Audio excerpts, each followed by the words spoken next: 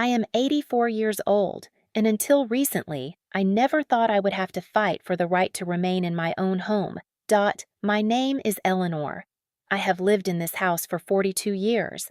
My late husband, Richard, and I bought it when we were still working and planning our future together. He was an engineer, and I was an elementary school teacher.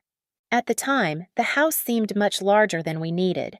It had 3 bedrooms, a peaceful street outside, and a small garden behind the kitchen. Richard promised that he would take care of the garden. Of course, life rarely follows promises exactly. After a few years, the garden became something we both cared for.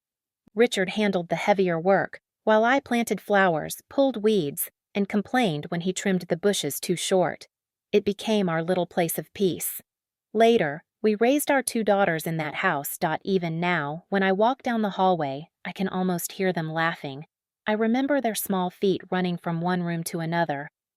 I remember toys left on the floor, school bags dropped near the front door, and their voices calling for me from upstairs. On the kitchen wall, there are still pencil marks showing how tall they were each year. Some people have told me that I should paint over those marks. They say the wall would look cleaner and more modern. But I never could. Those lines are not dirt or damage. They are pieces of time. They remind me of the years when my daughters needed me, when this house was full of noise, questions, tears, and laughter. Richard died 7 years ago. There was no warning. One morning, he simply did not wake up. That kind of loss changes the air around you. It leaves you standing in a familiar room while everything suddenly feels unfamiliar. After the funeral, there were documents to sign, clothes to sort, bills to understand, and people constantly asking whether I was all right. Friends visited often in the beginning. They brought food, sat with me, and told me to call whenever I needed anything. Then, little by little, they returned to their own lives. I do not blame them. Life continues, even when yours feels as if it has stopped. The house remained exactly the same, but it no longer felt the same. The silence became heavy. For several months, I hated the evenings most. I would sit in the living room and expect to hear Richard turning a page, clearing his throat, or asking me where I had put his glasses. Sometimes I even spoke to him.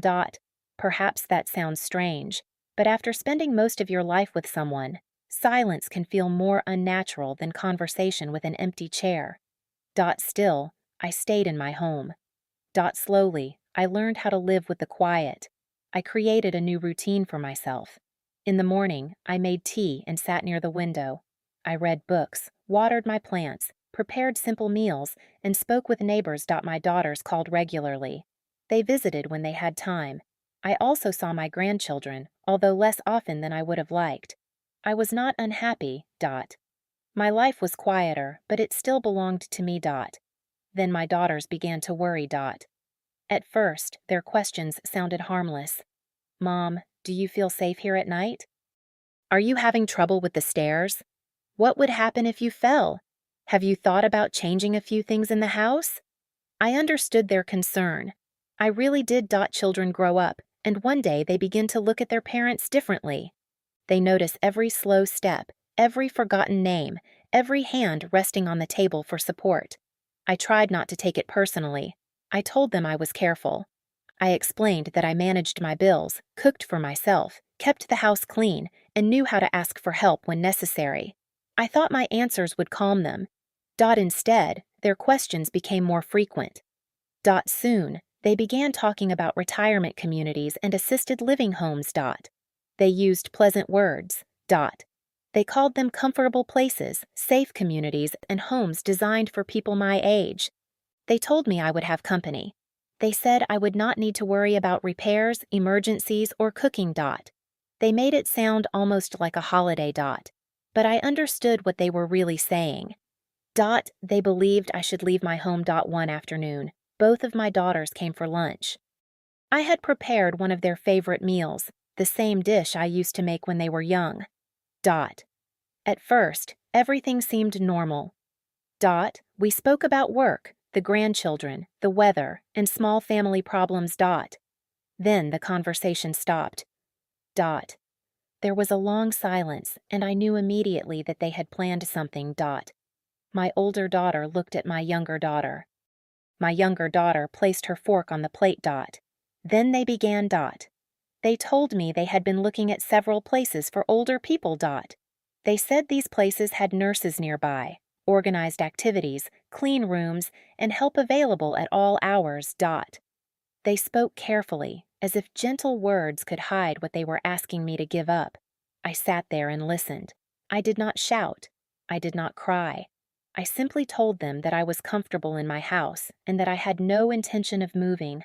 I reminded them that I had managed a household, raised 2 children, worked for many years, cared for their father, and handled my life after his death.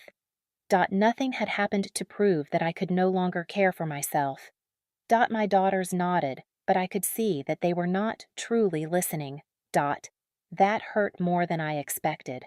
I had spent so many years listening to them. When they were children, I listened to every fear, every school problem, every argument with friends, and every dream they believed would change the world. Now that I was older, it seemed my own words carried less weight. My daughters heard me. But they treated my decision as if it were temporary. After that lunch, the subject did not disappear. Brochures began arriving in my mailbox. They showed smiling elderly people sitting in bright rooms, playing cards, drinking coffee, and walking through perfect gardens. Everything looked clean, cheerful, and strangely empty. During phone calls, my daughters mentioned people they knew whose parents had moved into similar places. They love it there, they would say. They wish they had moved sooner. Perhaps that was true. But those people were not me. Each conversation left me more frustrated. I tried to remain calm, but inside I felt something painful growing. It was not only fear of losing my home. It was the feeling that my daughters no longer saw me as the woman who had raised them. They saw my age first. They saw risk, responsibility, and possible problems. I began to feel as though I were becoming an uncomfortable task they wanted to solve. Then one afternoon, everything changed. I had been resting in my chair in the living room. The television was playing quietly, and I had almost fallen asleep. My daughters entered the house without waking me. They must have believed I was fully asleep. I heard them speaking in the kitchen. At first, they talked about my safety. They discussed the stairs, the bathroom, and what might happen if I became ill. I had heard those concerns before. But then their conversation changed. They began talking about the house. They discussed its value, the property market, and how much it might sell for. They spoke about delays, legal problems, and what could happen if I became unable to make decisions. One of them said it would be easier to handle everything sooner rather than later. I remained completely still. For a moment. I could hardly breathe. The house where they had grown up was no longer being discussed as my home. It had become an asset, a property, a future responsibility. I cannot say that my daughters were cruel. I still believe they were worried about me. But hearing them discuss my home that way made something break inside me. I felt hurt. I felt betrayed. I also felt foolish for believing that their only concern was my comfort. Perhaps money was not their main reason, but it was clearly part of the conversation. And once I heard it, I could not forget it. They were making plans around me while I was still alive, still thinking clearly, and still capable of deciding for myself. I stayed in the chair until they left. When the front door closed, I opened my eyes and stared at the ceiling. I did not cry. Instead, I felt a cold kind of clarity. That evening, I walked slowly through every room. I touched the kitchen counter Richard had installed with his own hands. It was slightly uneven, but it had lasted for decades. I stood beside the wall with the pencil marks and traced them with my fingers. I looked into the bedroom where Richard and I had slept for so many years. This was not simply a building. This was the place where my life had happened. And I understood one thing very clearly. Dot. If I did nothing, my daughters might continue making decisions for me until one day my own voice disappeared completely. The next morning, I sat at my computer with a notebook beside me. Dot. For the first time, I began looking at the situation not only as a mother, but as a woman who needed to protect herself. Dot. That morning, I opened my notebook and began writing down numbers. Dot. First, I searched for the current value of my house. I nearly dropped my pen when I saw the estimate. Dot. The home Richard and I had bought all those years ago was now worth far more than I had ever imagined. I wasn't excited by the number. Money had never been the reason I stayed. Dot. Still, seeing its value helped me understand why my daughters had started looking at this house differently. Dot. Next, I searched for the retirement communities they kept talking about. Dot. Every website looked beautiful. Dot. The rooms were bright. Dot. The gardens were carefully maintained. Dot. The residents smiled in every photograph. Dot. Everything looked peaceful. Dot. Almost too perfect. Dot. Then I looked at the prices. Dot. The monthly fees were much higher than I expected. I calculated what they would cost over 1 year. Then 5 years. I compared those numbers with my savings, my pension, and everything Richard and I had worked so hard to build. Dot. The answer became obvious. Dot. If I moved into one of those places, my savings would slowly disappear. Dot. Eventually, my house would almost certainly have to be sold. Dot. That thought stayed with me all afternoon. Dot. For the first time, I realized this situation was no longer only about comfort or safety. Dot. It was about control. Dot. Who would decide where I lived? Who would decide what happened to everything Richard and I had built together? I needed answers. Dot. So I started reading about property rights, wills, powers of attorney, and legal protection. Dot. At first, the information confused me. Dot. There were many unfamiliar words. Dot. But I kept reading. Dot. The more I learned, the calmer I became. Dot. One sentence stayed in my mind. Dot.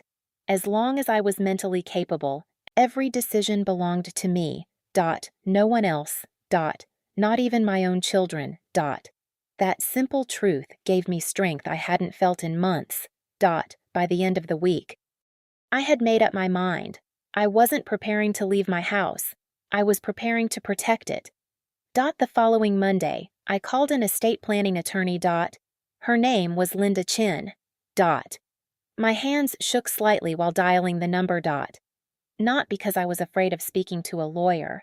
I was afraid that my own family had pushed me into a situation where I actually needed one.